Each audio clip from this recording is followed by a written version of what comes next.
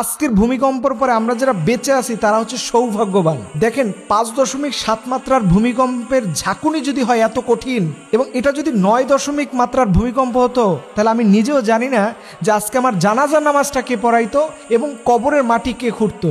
কারণ 9 মাত্রার ভূমিকম্প যদি বাংলাদেশ আজকে হতো, কত লক্ষ মানুষ যে আজকে মারা যেত এক আল্লাহ ছাড়া কেউ জানে না। এর জন্য ভাইদেরকে আমি বলি, যারা শহরে থাকেন, ঢাকা, চট্টগ্রাম, বিভিন্ন সিটি শহরে থাকেন, প্লিজ মেহেরবানি করে এই শহর ছাড়তে হবে। এই শহরের যে কি কঠিন এক অবস্থা চলতেছে এক আল্লাহ ছাড়া কেউ জানে না। এই দেশের উপর এখন পর্যন্ত রহমত আসছে বলেই এই বিল্ডিংগুলো এখনো ভেঙে পড়ে নাই। আল্লাহ নবী বলেছেন এই ভূমিকম্প কেন হয় বেশি জানো?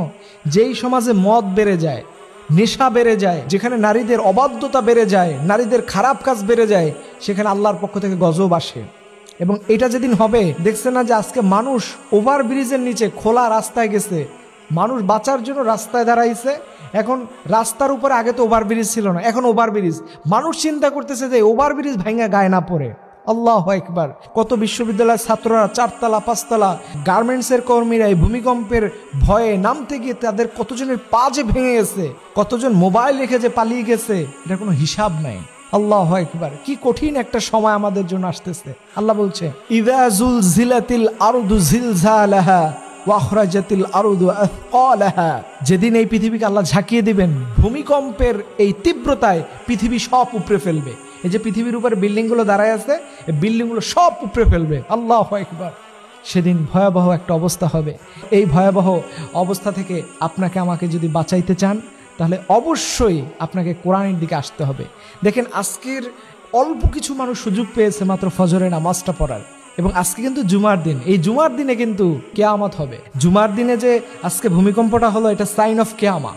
এর জন্য আমাদেরকে বাঁচাতে হবে। আমরা আল্লাহর সামনে কি নিয়ে দাঁড়াবো যে আল্লাহ আপনি আমাকে মাফ করে দেন? এর জন্য এখন থেকে যতটুকু সময় পাবো আমরা যেন 5 ওয়াক্ত নামাজ জামাতের সাথে পড়ি, ইসলামের সাথে সম্পর্ক রাখি, কোরআনের সাথে সম্পর্ক রাখি। কারণ ইসলাম এবং কোরআনের সাথে যারাই সম্পর্ক রাখবে, এরা হবে সবচেয়ে সম্মানিত, এরা হবে সবচেয়ে আল্লাহর প্রিয় বান্দা। এর জন্য আসুন যতটুকু সময় পাই আমরা যেন এই সময়টাকে কাজে লাগাই। এই সময়টাকে যেন আমরা হেলায় খেলায় ফেলে না দেই। কারণ আল্লাহর পক্ষ থেকে নেয়ামত হচ্ছে সময়। আল্লাহ কোরআনে বলছে ওয়াল আসর ইন্নাল ইনসানা লাফি খুসর। আল্লাহ কসম দিয়ে বলছেন মানুষ সবচেয়ে ক্ষতির মধ্যে রয়েছে। কারণ মানুষের জীবনে সবচেয়ে বড় অ্যাসেট হচ্ছে সময়। এই সময়টা যদি হেলায় হেলায় হেলায় চলে যায়, আপনি আপনার লাইফে সবচাইতে ক্ষতিগ্রস্ত হবেন। এর জন্য আল্লাহ বলছে মানুষ ক্ষতির হাত থেকে বাঁচতে চাইলে সে যেন টাইমের গুরুত্ব দেয়, সময়ের গুরুত্ব দেয়। আসুন আমরা এই মুহূর্তে আজকে থেকে আল্লাহর কাছে আমরা ওয়াদাবদ্ধ হয়ে রব, জীবনে যতদিন বেঁচে থাকবো আল্লাহ, জীবনে আর কোনোদিন নামাজ ছেড়ে দিব না, আর কোনোদিন গান শুনবো না, আর কোনোদিন প্রেম করব না, আর কোনোদিন হারাম রিলেশনশিপের মধ্যে জড়াবো না। এই 4-5টা কাজ যদি আমরা নিয়মিত করতে পারি, ইনশাআল্লাহ তাআলা আল্লাহ তাআলা আমাদেরকে এই ভূমিকম্পের মতো কঠিন শাস্তি থেকে আল্লাহ তাআলা বাঁচিয়ে নেবেন।